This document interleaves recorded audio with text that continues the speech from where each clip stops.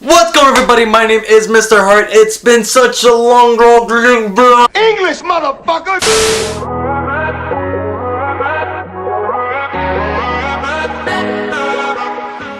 It's been an insane amount of time since my last upload video. Thank you guys still for sticking around. But before we get this video started, make sure you hit that like button. Let's make this like goal up to 12 likes. I know we can do it, guys. I know we can.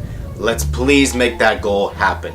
So in this video, obviously I'm going to be talking about what's been happening to me, why haven't I been uploading in a while, and also a little special video I made during a little trip I made to Cuba, which is fantastic. It's going to be coming up later in this video. As you guys can see clearly, I have my brand new setup. First of all, what I've been doing was I've been working. To tell you the truth, of me making videos has been insane.